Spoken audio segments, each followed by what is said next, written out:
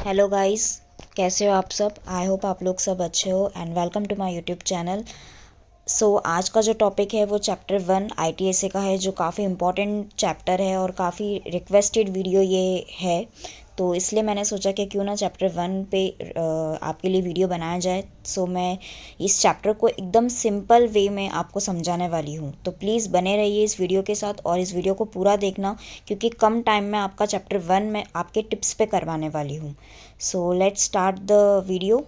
ठीक है, और वीडियो स्टार्ट करने के पहले मैं आपको ये कहना चाहती हूँ कि अब तक अगर आपने मेरा चैनल सब्सक्राइब नहीं किया है तो प्लीज़ मेरे चैनल को सब्सक्राइब करें, क्योंकि आने वाले दिनों में आपके लिए काफ़ी इंपॉर्टेंट वीडियोस आने वाले हैं। तो do subscribe and share with your friends, ताकि आप उनका भी भला कर सको, उनको भी आप हेल्प कर सको अपनी सीएस जर्नी को कंप्लीट कराने में। ठीक है, बने रहिए। ठीक है, सबसे पहला क्वेश्चन एग्ज़ाम में पूछा जाने वाला है, ऑब्जेक्टिव्स क्या है इस एक्ट का। आईटी एक्ट 2000 जो ये है वो एक्ट तो एप्लीकेबल है इन इंडिया, मतलब होल इंडिया में एप्लीकेबल होगा।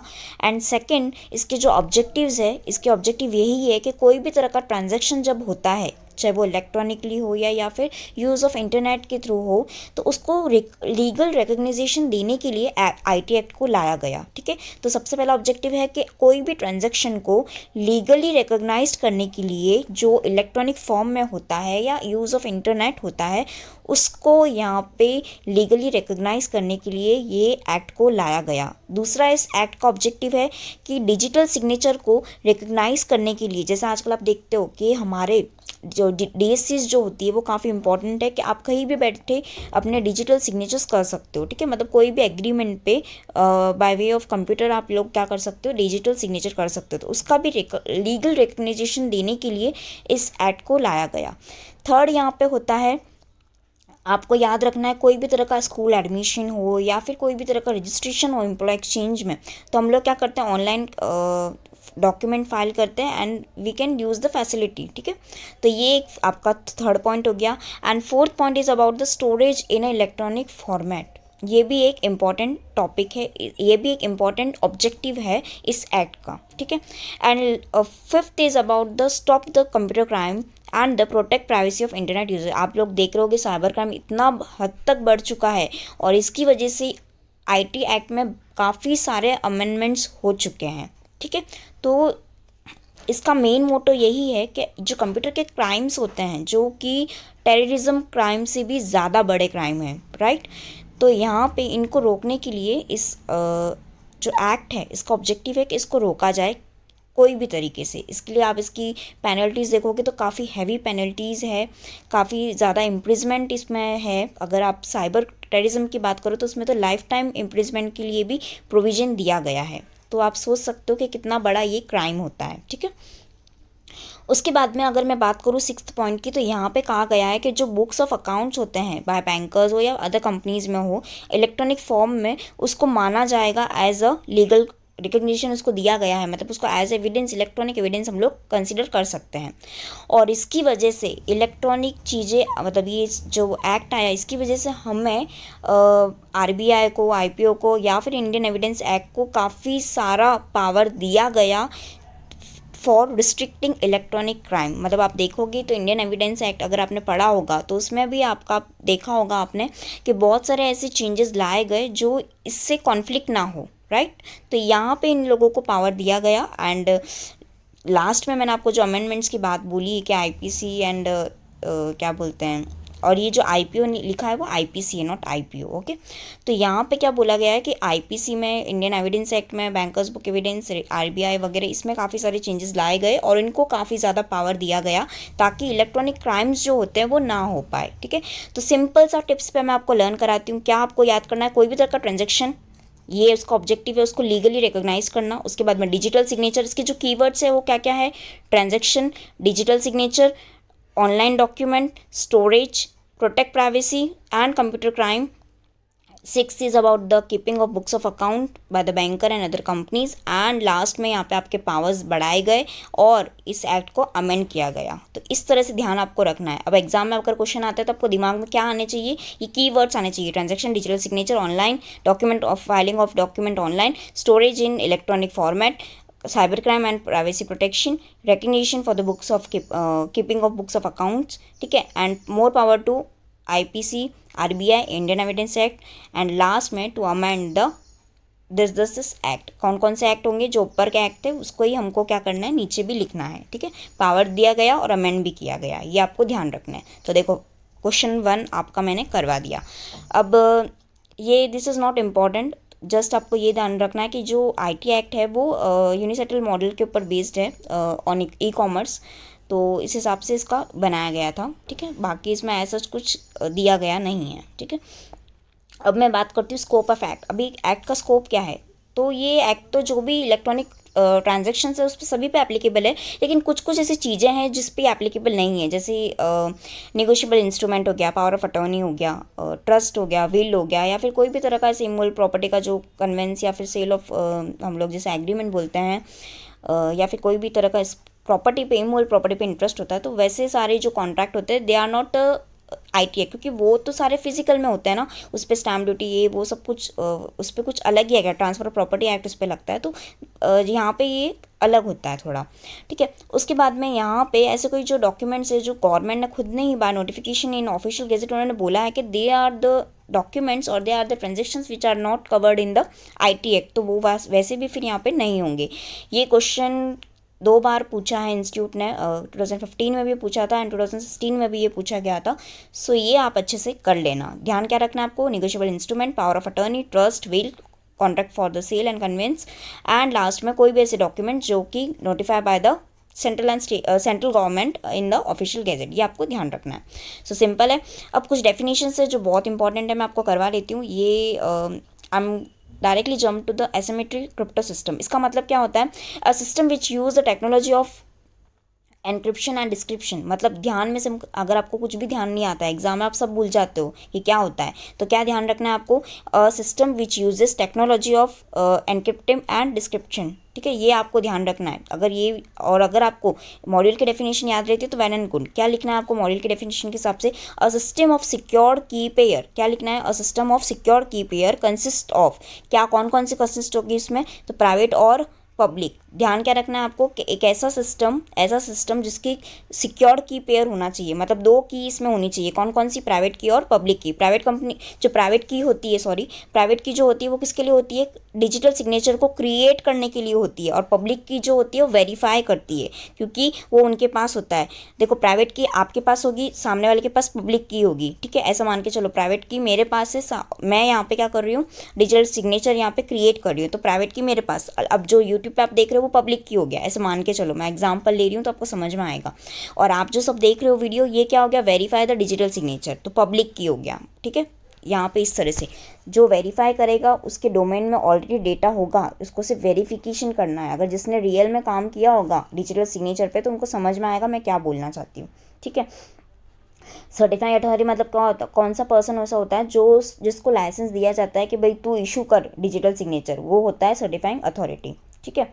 उसके बाद में यहाँ पे कंप्यूटर क्या होता है? तो कंप्यूटर यहाँ पे क्या होता है कि कोई भी तरह का इलेक्ट्रॉनिक मैग्नेट या ऑप्टिकल हो या high speed data processing device हो, ठीक है, जो परफॉर्म करता है logical, arithmetic and memory function. ध्यान रखना है क्या बोला है यहाँ पे? इलेक्ट्रॉनिक, मैग्नेटिक, ऑप्टिकल, ठीक है, और या फिर कोई भी तरह का high speed data processing device, ठीक है, या फिर ऐसा सिस्टम जो परफॉर्म कर सकता है लॉजिकल भी, अर्थमेटिकल भी और मेमोरी फंक्शन भी। जैसे यहाँ पे हम लोग बोलते हैं ना, इंसान जो अच्छे से लॉजिकली भी सोचे, अर्थमेटिक यहाँ पे वैसा वो मैथ्स वाला नहीं है, पर वो यहाँ पे सेंस ऑफ ह्यूमर की हम बात कर रहे हैं कि उसका सेंस ऑफ ह्यूमर अच्छा होना चाहिए एंड उसकी मेमोरी शार्प होनी चाहिए। तो उसी तरीके से कंप्यूटर में क्या क्या चीज़ें होनी चाहिए? वो बेचारा बंदा लॉजिकल होना चाहिए, अर्थमेटिक होना चाहिए, मतलब उसको कैलकुलेशन करते आना चाहिए, और उसके मेमोरी फंक्शंस भी होनी चाहिए by manipulation of electronic, magnetic और ऑप्टिकल इम्पल्सेस, ठीक है। ये सारी चीज़ें उसको कवर अप करते आनी चाहिए।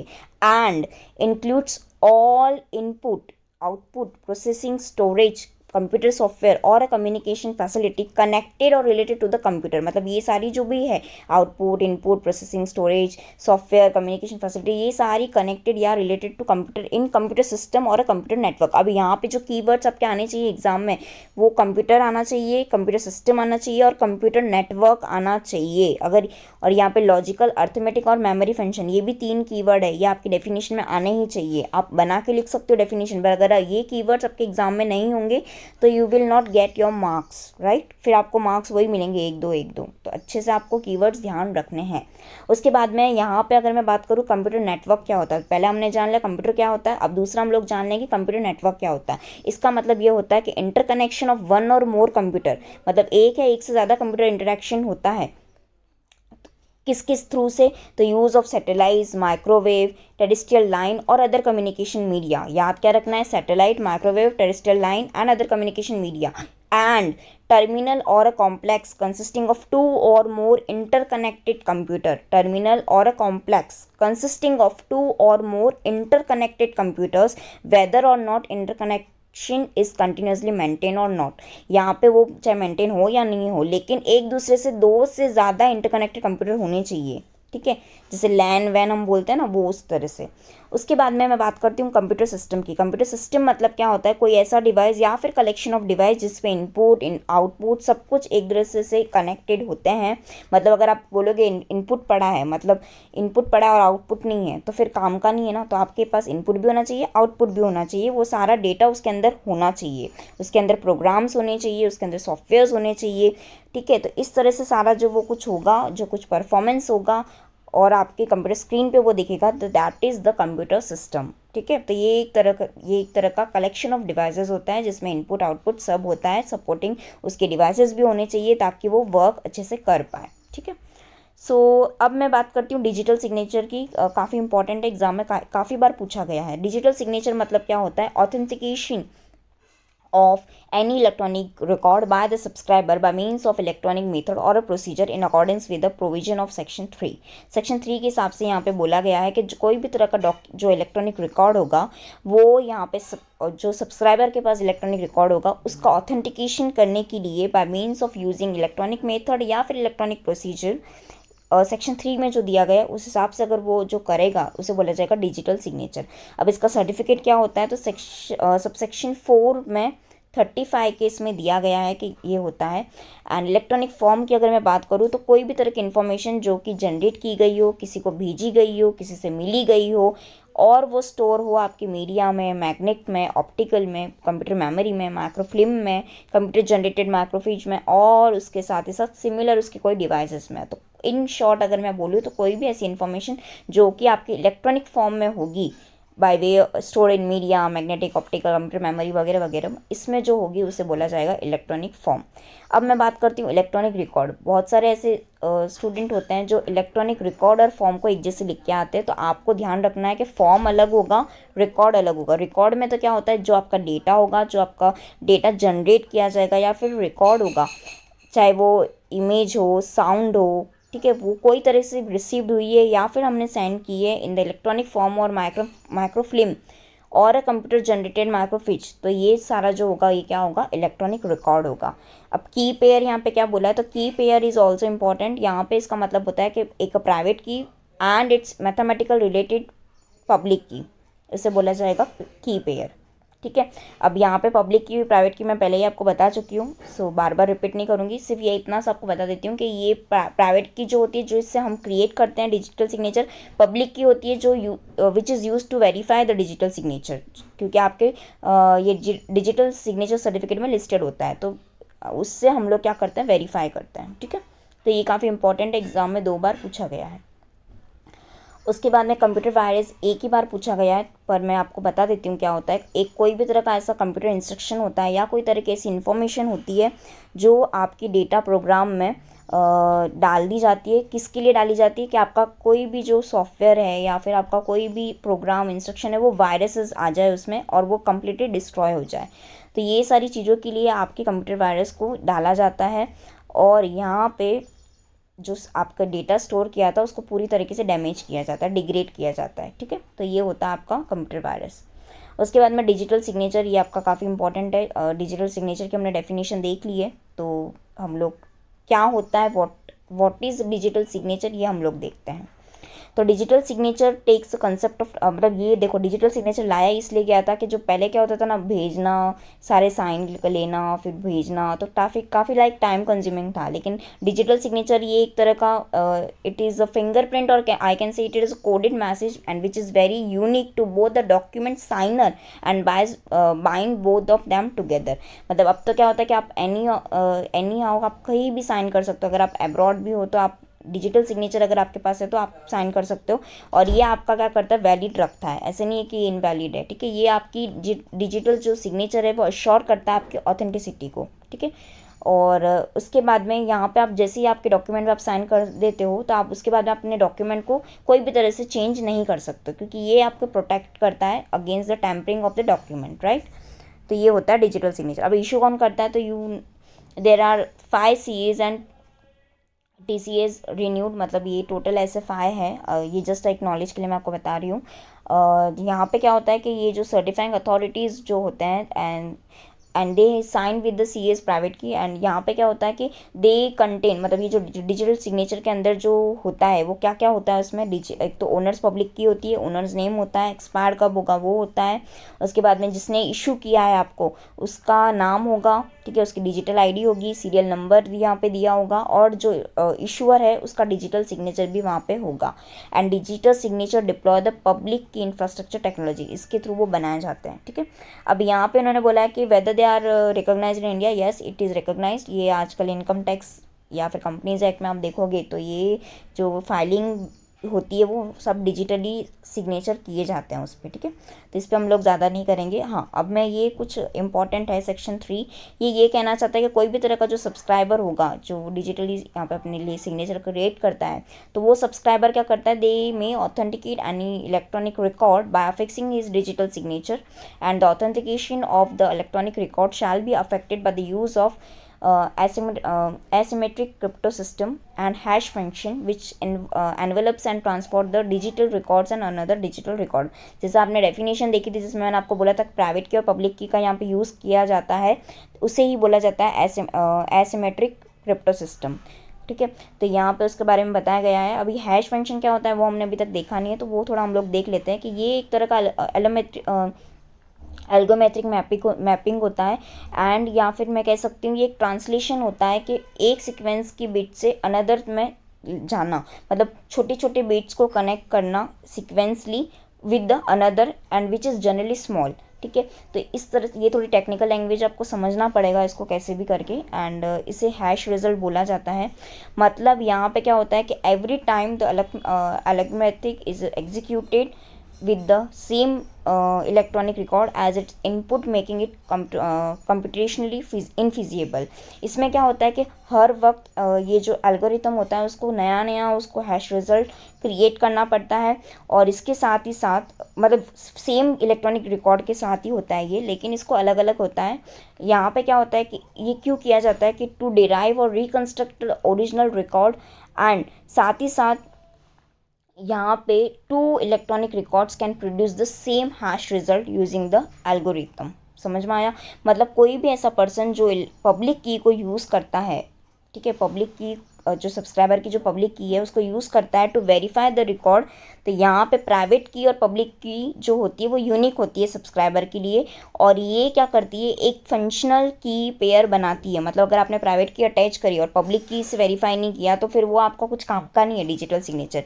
तो ये हैश फंक्शन यूज़ ही इसीलिए किया जाता है कि मैपिंग हो जाए, ठीक है, यहाँ का जो इन्फॉर्मेशन है वहाँ जाके वेरीफाई हो जाए, और फिर आपको वो सिग्नेचर क्या बन जाए, आपका वैलिड ऑथेंटिसिटी जो होनी चाहिए डॉक्यूमेंट की वो कंप्लीट हो जाती है इससे। आई होप अब आपको समझ में आया होगा। उसके बाद में यहाँ पे इलेक्ट्रॉनिक सिग्नेचर की मैं बात करूँ तो ये इलेक्ट्रॉनिक सिग्नेचर आपके इलेक्ट्रॉनिक रिकॉर्ड को वेरीफाई करने के लिए बनाया जाता है, और यहाँ पे ये कैसे पता चलेगा दैट इज़ रिलायबल है या नहीं है। तो यहाँ पे आपका देखा जाएगा कि आपका जो सिग्नेचर है, ठीक है, सिग्नेचर है वो विद इन अ कंटेक्स्ट है, मतलब जो आपने डाला था उस हिसाब से है, या फिर at the time of signing आपका यहाँ पे देखा जाएगा कि आपकी स्पीड कैसी आपने साइन किया, तो कितनी टाइम में आपने साइन किया, आपका रेटिना, आपका थंब, आपको पता होगा जब आधार कार्ड में लेते हैं तो कितना कितना कुछ देखते हैं, आँखें देखेंगे, फ़ोटो लेंगे, फिंगरप्रिंट लेंगे, तो उसी तरीके से सबको ध्यान रखना है।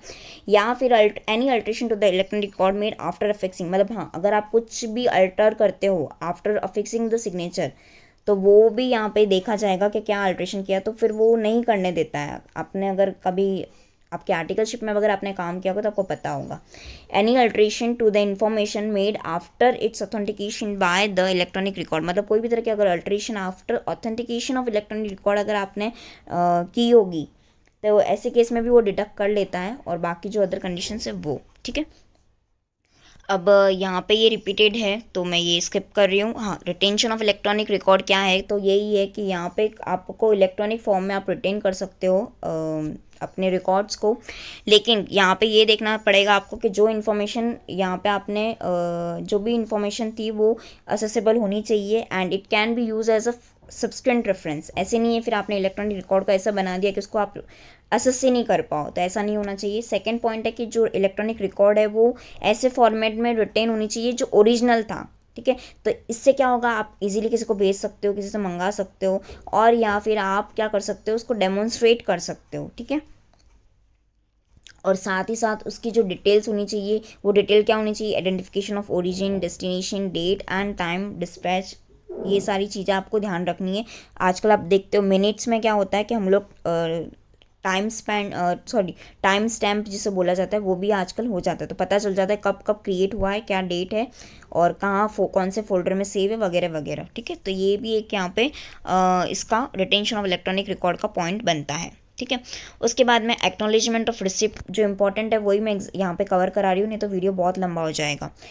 Acknowledgement of receipt of electronic record, यहाँ पे क्या बोला गया है कि किस तरह से आप एक्नॉलेज कर सकते हो मतलब इलेक्ट्रॉनिक रिकॉर्ड की रिसिप्ट को।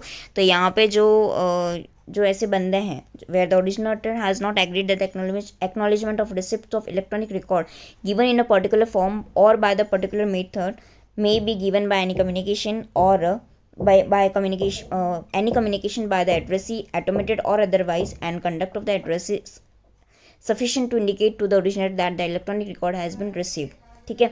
अब यहाँ पे सेकंड पॉइंट बनता है where the originator has stipulated that the electronic record shall be binding only on the receipt of acknowledgement of such electronic records by him unless acknowledgement has been received, the electronic record shall be deemed to be have been never sent by the originator।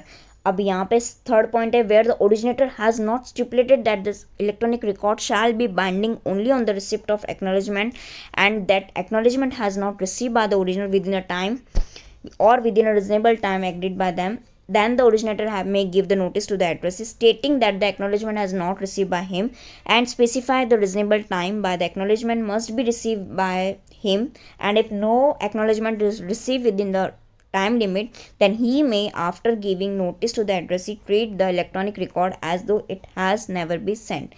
Means यहाँ पे क्या हो रहा है, in the first case when the originator has stipulated that the record is binding only on the receipt, जब उसको मिलेगा तो ही मैं इसको मानूंगा और नहीं मिलेगा तो नहीं मानूंगा। लेकिन सेकंड में क्या हो रहा है कि ना उसने ऐसा कुछ बोला है ना कोई बात, लेकिन हाँ एक टाइम में उसको मिलना चाहिए था, अगर उस टाइम पीरियड में उसको नहीं मिलता है then he can send the notice to the addressee, और फिर he can treat the electronic record as the, मतलब वो फिर बोल सकता है कि जो आपने मुझे रिकॉर्ड भेजा था वो मैं नहीं मानूंगा क्योंकि टाइम लिमिट ऑलरेडी क्या हो चुकी है, क्रॉस हो चुकी है, ठीक है। तो फिर वो अज्यूम करेगा it has never been send to me, okay.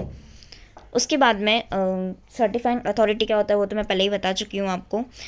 यहाँ पे ये काफ़ी इंपॉर्टेंट है कि application for becoming a certifying authority क्या होता है कि these are the non transferable और नॉन हेरिटेबल होता है, it is only valid for the 5 years।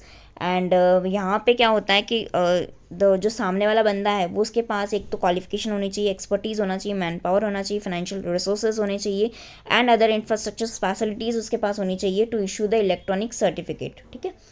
उसके बाद में यहाँ पे क्या होता है, शेड्यूल 1 के हिसाब से आपको एप्लीकेशन फाइल करनी पड़ती है एंड कुछ फ़ीस आपको पे करनी पड़ती है, एंड द फीस आपकी 25,000 होती है और बाकी वो अमेंड होती रहती है, तो आपको चेक करनी पड़ेगी फ़ीस क्या है। उसके बाद में you can apply for the renewal of licences. यही आपको कम से कम 45 डेज़ पहले आपको, जैसे ही आपका एक्सपायर होने वाला होता है उसके 45 डेज़ पहले पहले आपको अप्लाई करना पड़ता है। और यहाँ पे आपके जो सारे रूल्स रेगुलेशंस होते हैं वो सारे आपको कंप्लाई करने पड़ते हैं। एंड जो आपके फ्रेश एप्लीकेशन के वक्त जो रूल्स रेगुलेशंस थे वो ही वापस से रिन्यूअल के वक्त भी वही अप्लाई किए जाते हैं, राइट। और उसके साथ ही साथ फिर क्या होता है, उसके साथ ही साथ फिर ये अप्लाई आपके ऊपर होता है, मतलब रिन्यू वाली जो प्रोसेस होगी वापस से फ्रेश वाली प्रोसेस पे आ जाएगी, मतलब एज अ फ्रेश एप्लीकेंट आपको सब बातें देखनी पड़ेगी, ठीक है। और इन केस आपकी रिजेक्ट हो जाती है एप्लीकेशन तो आपको यहाँ पे एक पहली अपॉर्चुनिटी दी जाएगी अपनी बात रखने के लिए, और उसके बाद ही आपका फिर लाइसेंस को ग्रांट या फिर रिजेक्ट किया जाएगा, डिपेंड, ठीक है। उसके बाद में यहाँ पे सस्पेंशन का तो यहाँ पे यही बोला है कि जैसे अगर आपने कोई गलत तरीके से, फ्रॉड तरीके से अगर आपने स्टेटमेंट दिया होगा और आपको एप्लीकेशन आपकी अप्रूव हो गई, लेकिन बाद में उनको पता चला कि आपने ऐसा कुछ कांड किए हैं और उसकी वजह से उन्होंने किया था, तो वो क्या करते हैं, आपका लाइसेंस को सस्पेंड कर देते हैं। तो नॉट बिग डील, ठीक है। बस आपको अपॉर्चुनिटी ऑफ बीइंग दिया जाएगा, आपको बुलाया जाएगा कि क्या क्यों आपके अगेंस्ट हम लोग केस करें वगैरह, शो कॉज नोटिस वगैरह दी जाती है, राइट। तो ये कुछ इतना है नहीं इम्पोर्टेंट। उसके बाद में कंट्रोलर ऑफ सर्टिफाइंग अथॉरिटी, मतलब सर्टिफाइंग अथॉरिटी के ऊपर भी एक हेड होता है जिसे हम कंट्रोलर बोला जाता है। तो कंट्रोलर का काम क्या होता है ये ज़्यादा जानना ज़रूरी है आपका, काफ़ी बार क्वेश्चन पूछा गया है एग्ज़ाम में। उसका काम होता है कि उसको सुपरवाइज़ करना होता है, जो सर्टिफाइंग अथॉरिटी की जो एक्टिविटीज़ है उसको सुपरवाइज़ करना, फिर उसके बाद में पब्लिक की इसको सर्टिफाई करना, उसके बाद में जो स्टैंडर्ड्स मेंटेन होने चाहिए सर्टिफाई अथॉरिटी के थ्रू वो उसने मेंटेन कर रहा है नहीं कर रहा है। फिर उसके बाद में आपको ये भी देखना है एज अ कंट्रोलर, आपको ये देखना है कि क्वालिफिकेशन एक्सपीरियंस क्या होना चाहिए सर्टिफाइंग अथॉरिटीज़ का, ठीक है। उसके बाद आपको देखना है कि उनका बिजनेस कंडक्ट कैसा होना चाहिए। उसके बाद में कंटेन क्या होना चाहिए आपके डिजिटल सिग्नेचर सर्टिफिकेट का, पब्लिक की का, ठीक है। उसके बाद में आपको देखना है डिजिटल सिग्नेचर सर्टिफिकेट और की के जो फॉर्म कंटेंट है वो क्या क्या उसमें होने चाहिए, ठीक है। तो ये भी आपको देखना पड़ेगा। उसके बाद में आपको देखना है कि किस तरह से उनको अकाउंट्स को मेंटेन करना है सर्टिफाइड अथॉरिटीज़ को, उनकी क्या रेम्यूनरेशन होनी चाहिए ऑडिटर की जो अपॉइंट किए जाते हैं। उसके बाद में आपको देखना है कि एक आपको सिस्टम बनाना पड़ेगा, चाहे वो कि भाई जो सर्टिफाइंग अथॉरिटी है वो किस तरह से काम करे, सोलली करे, जॉइंटली करे, क्या रेगुलेशंस होनी चाहिए सिस्टम की, ये भी आपको देखना है। ये भी आपको देखना है साथ ही साथ कि किस तरह से वो अपने सब्सक्राइबर्स के साथ डील करना चाहिए, उनको आपको बताना पड़ेगा आप ऐसे डील करो, ये डॉक्यूमेंट्स उनसे मंगाओ, ऐसा करो। और यहाँ पे आपकी जो भी लड़ाई झगड़े होते हैं सर्टिफाइंग अथॉरिटी और सब्सक्राइबर के बीच में, तो उसके जो कन्फ्लिक्ट ऑफ इंटरेस्ट की वजह से उनको किस तरह से रिजॉल्व करना चाहिए, ये कंट्रोलर का काम होता है, ठीक है। तो एक तरह से वो मीडिएटर का काम करता है यहाँ पे। आपको सर्टिफाइंग अथॉरिटीज़ की ड्यूटी बतानी है, कंट्रोलर को यहाँ पे ड्यूटीज़ बतानी पड़ेगी। कंट्रोलर को यहाँ पे डेटाबेस मेंटेन करना पड़ेगा जिसमें वो हर सर्टिफाइंग अथॉरिटी का डेटा उसमें मेंटेन होगा, ठीक है। उसके बाद में अथॉरिटीज़ यहाँ पे आपको देनी पड़ेगी जो कि पब्लिक डोमेन में होनी चाहिए, तो पता चलना चाहिए ना कि ये बंदा इसके लिए रिस्पॉन्सिबल है, लाइक दैट, ठीक है।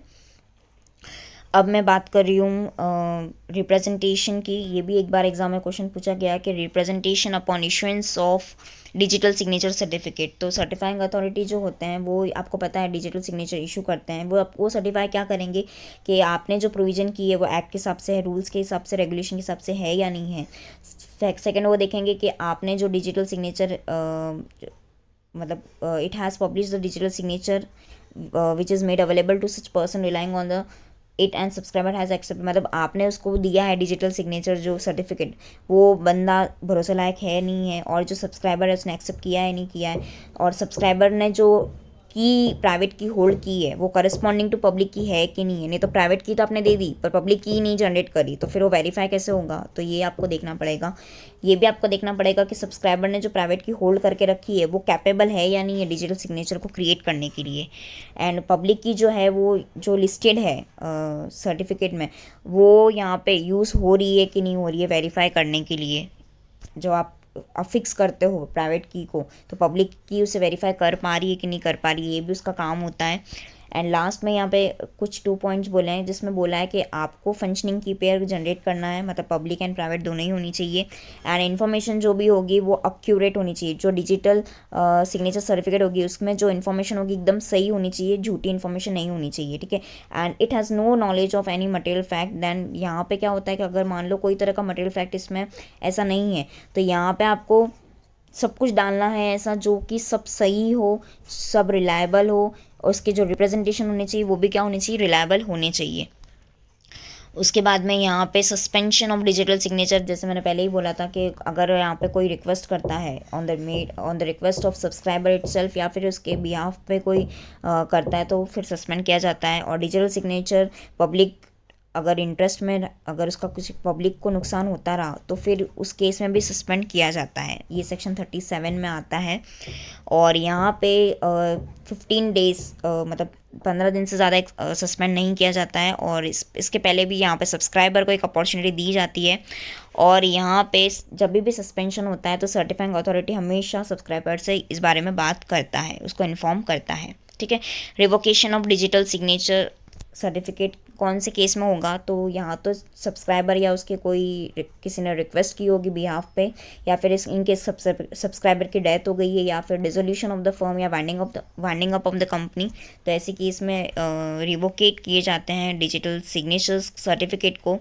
और सेकेंड यहाँ पे सबसेक्शन 3 में ये बोला गया है, subject to the provision of subsection 3 को छोड़ के कोई भी केस में यहाँ पे रिवोक किया जा सकता है। जैसे कोई भी अगर मटेरियल फैक्ट गलत है, या फिर वो requirement of issuance was not satisfying, या फिर जो सर्टिफाइंग अथॉरिटी है उनकी प्राइवेट की या सिक्योरिटी सिस्टम वाज कॉम्प्रोमाइज़, अगर वो किसी तरह से कॉम्प्रोमाइज़ हो रही है, इसकी रिलायबिलिटी यहाँ पे कॉम्प्रोमाइज़ हो रही है तो वो कर देते हैं रिवोकेट।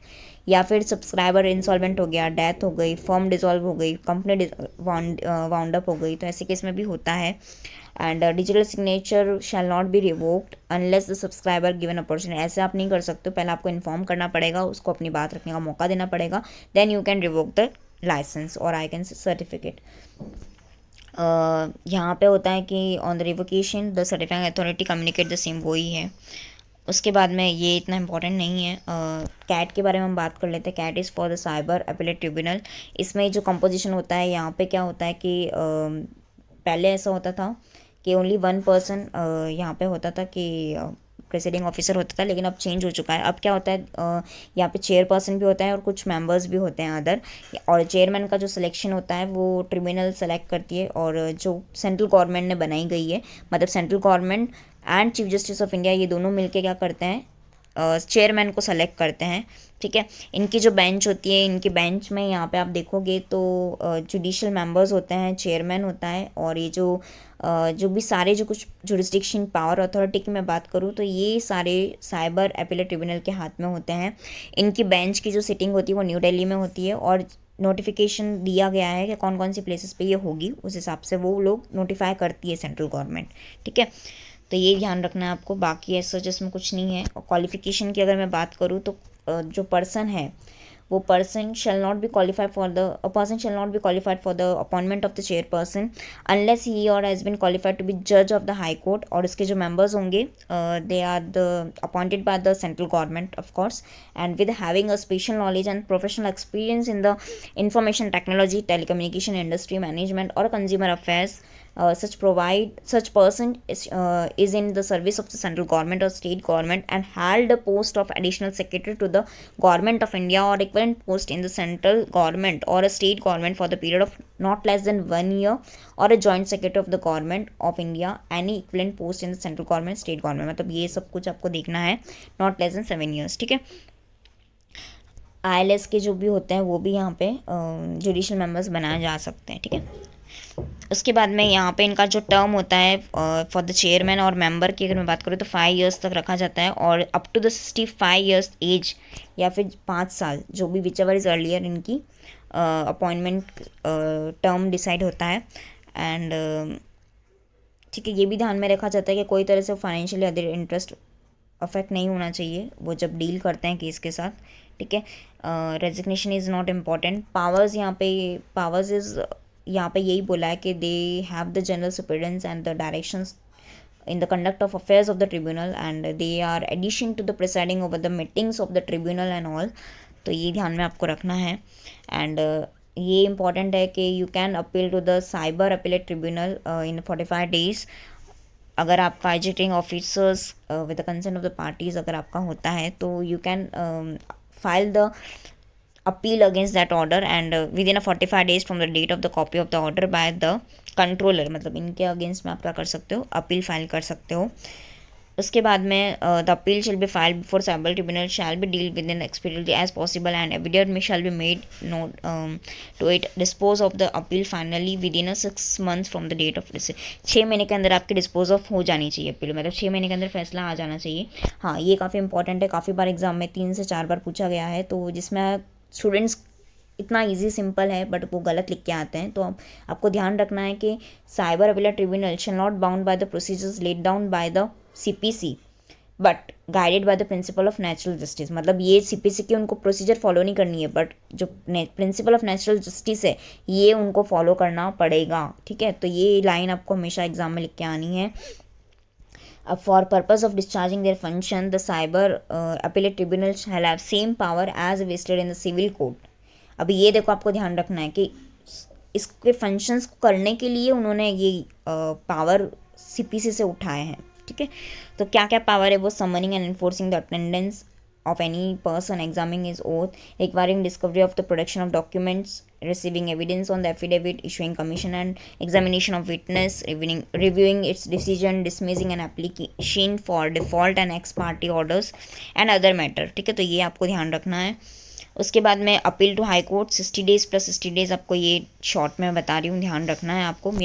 इसका मतलब ये है कि साइबर ट्रिब्यूनल के अगेंस्ट में आप हाई कोर्ट में अपील फाइल कर सकते हो 60 days from the date of the order. ठीक है, तो यहाँ पे आपको 60 days क्या, और 60 days आपको एज अ सफिशिएंट कॉज के लिए दिया जाता है, मतलब एडिशनल 60 days आपको दिए जाते हैं इनकेस आपका कुछ गड़बड़ होता है तो. ठीक है, compounding of contamination is not much important, तो मैं नहीं ले रही हूँ ये. तो यहाँ पे आपका मैंने ये चैप्टर कंप्लीट करा के दिया हाफ एन आवर में. और पेनल्टीज़ का जो है मैं अगला वीडियो लाने वाली हूँ, क्योंकि ये बहुत ज़्यादा इंपॉर्टेंट है. 5 मार्क का क्वेश्चन पेनल्टीज़ का 100% एग्जाम में आता है.